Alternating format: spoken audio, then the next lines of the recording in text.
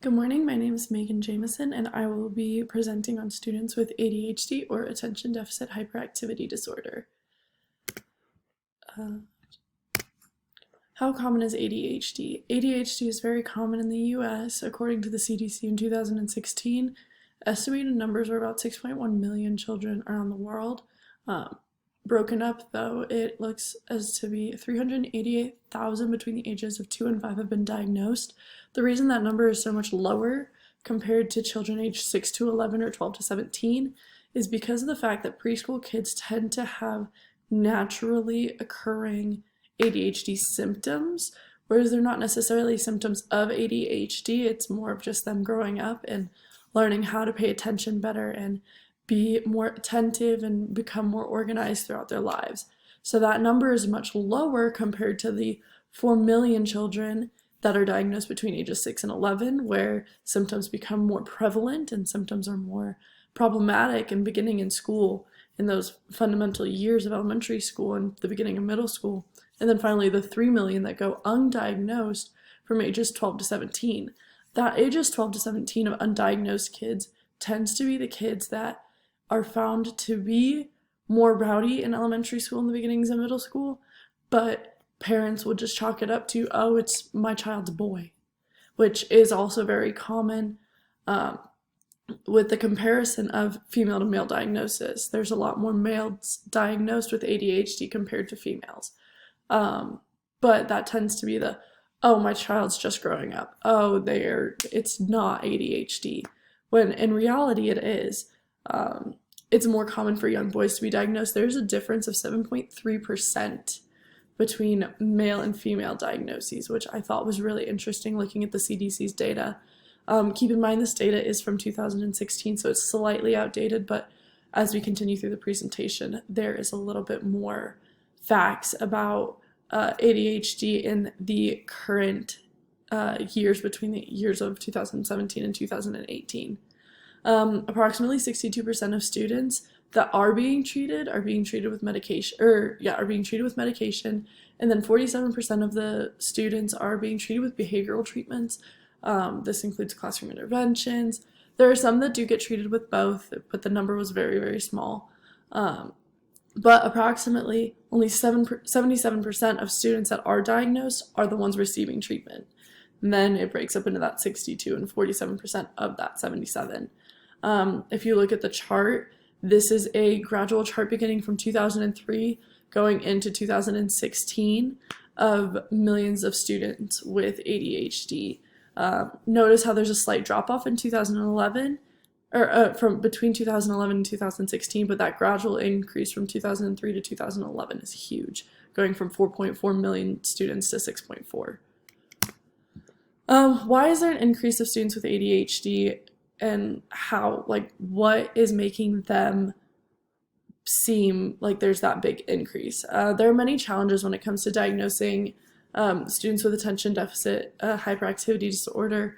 One of the main things, though, that I read from the CHAD organization website, which deals specifically with ADHD, is that the thing that is not causing the increase, or that they believe is not causing the increase, is overdiagnosing. That tends to be a problem, especially in lower income neighborhoods, where medical resources are not as prevalent or not as much sought out.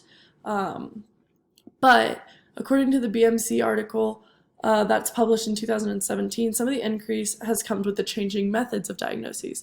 A few years ago, the process of diagnosing a student with ADHD was the reliability of teacher and parent testimonies, and then it became a clinical thing of my student's teacher said that they're not paying attention and they're not paying attention at home, so it must be ADHD. Now there is a whole process to being diagnosed with ADHD. When it comes to being diagnosed with ADHD, one of the main processes is the student must go to a clinical practice or a pediatric care physician, and they have to go through clinical interviews. The symptoms have to be monitored for 6 months. There does have to be parent and educator testimonies, and even outside, like paraprofessional testimonies as well, that may interact with the student often. And then the primary care physician must then analyze some of the data between like clinical interviews and a couple different medical tests, and then decide whether or not the student does have ADHD or not. Also, according to the CHAD organization, in 2013, there is a difference between the prevalence rate and the diagnosis rate.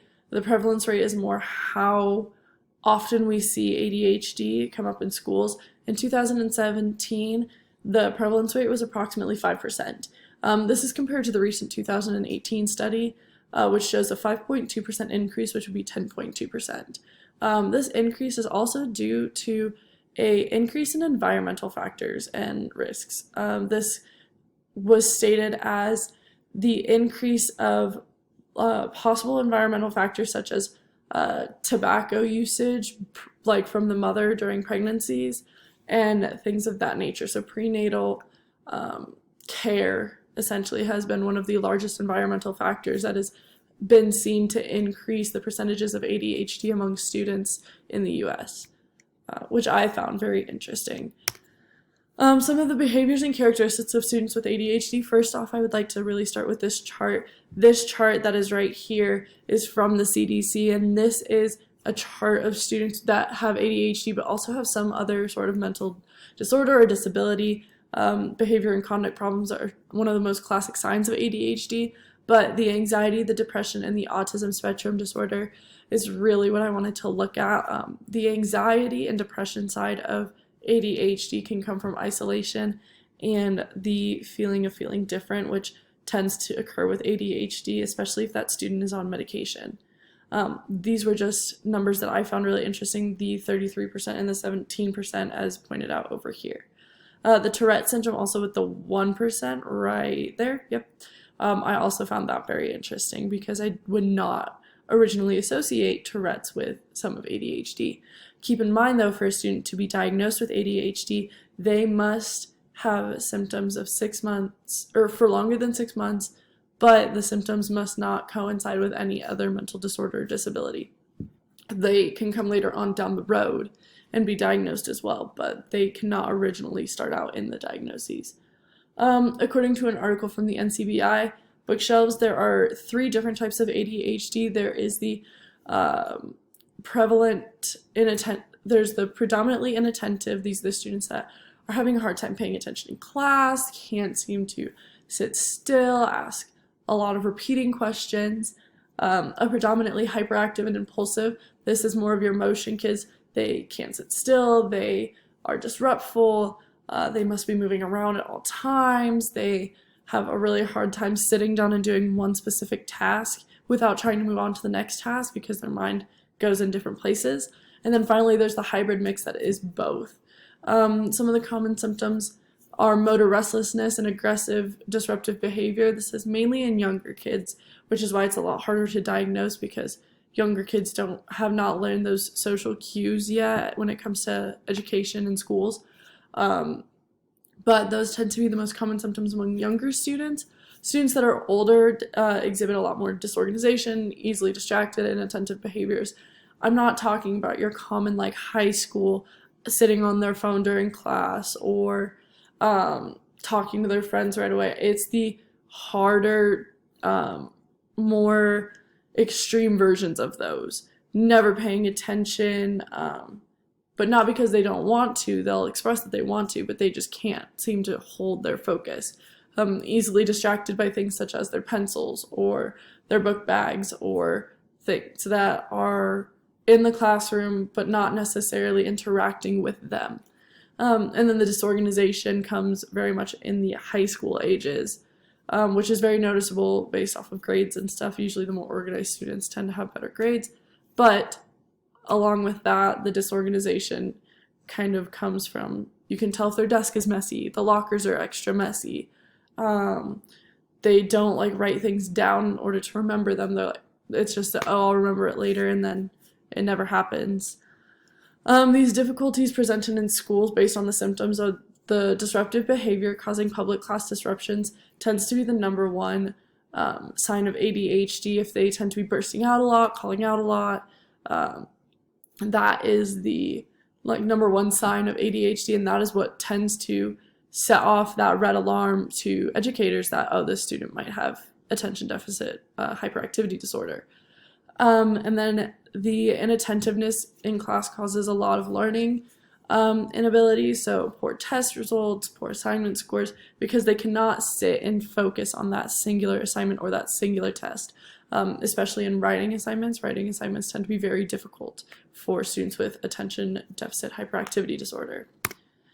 Some of the similarities and differences in behaviors of students with ADHD. Most children will exhibit symptoms differently. They're, as stated by the Johns Hopkins website, the main thing that must occur when it comes to accurately diagnosing ADHD is that it must impair adaptive functions in multiple environments, which includes the school environment and a home environment, or a school environment and a work environment for students who are older.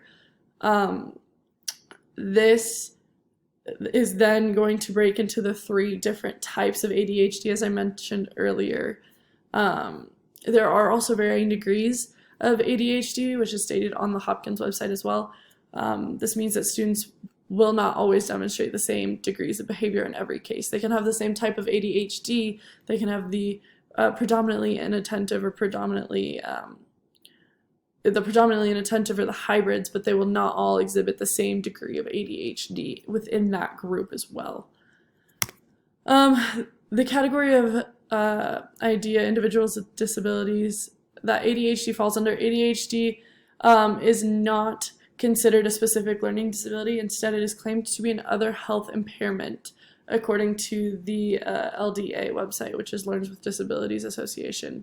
It is LDAA, Learning Disabilities Association of America, but it is considered an other health impairment, not a specific learning disability.